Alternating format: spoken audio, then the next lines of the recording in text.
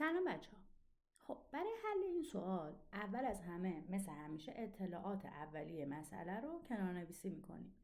میگه حجم جسم آ 2 برابر حجم جسم B. پس می نویسم حجم آ 2 برابر حجم B. چگالی آ 8/10 چگالی B. گرمای ویژه آ نصف گرمای ویژه B و به هر دو به یک اندازه گرما دهیم. پس کیو آ مساوی کیو بی. حالا چی ازمون خواسته؟ نسبت افزایش دمای آ به افزایش دمای بی رو ازمون خواسته.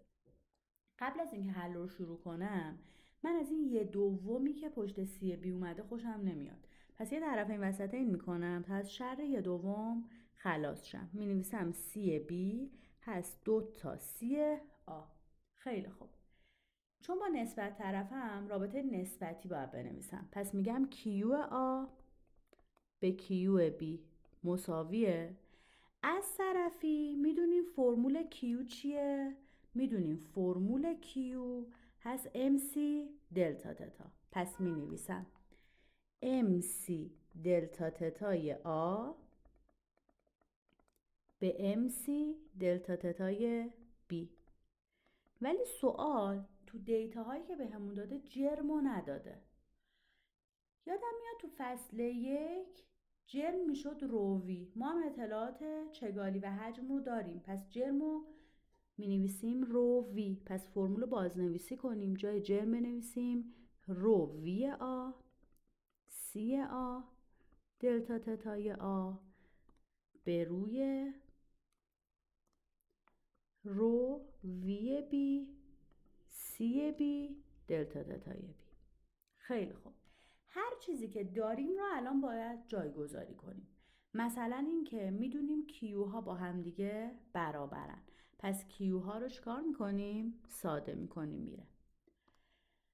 خب پس 1 میشه مساویه. از طرفی خود سوال یه سری اطلاعات هم به همون داده دیگه. پس اینا رو هم جایگذاری میکنیم. چگالی آ رو به همون گفته 8/10 چگالی بی. حجم آ رو گفته 2 تا حجم بی. سی آ رو خودشو میذاریم. دلتا تتای آ رو هم خودشو میذاریم. چگالی بی رو خودشو میذاریم. حجم بی رو خودشو میذاریم. ولی جای سی بی میذاریم 2 تا سی آ. دلتا تتای بی رو هم که خودشو میذاریم. حالا باید چیکار کنیم؟ باید اون چیزایی که با هم دیگه یکیان رو ساده کنیم. چگالی بیا با هم میرن، حجم بیا با هم میرن، سی آ با هم دیگه میرن. یه عدد یکسان هم داریم. 2 با 2 هم با هم دیگه میره. یه ذره مرتبش کنیم. 1 میشه مساویه 8/10 دلتا تتای آ به دلتا تتای بی.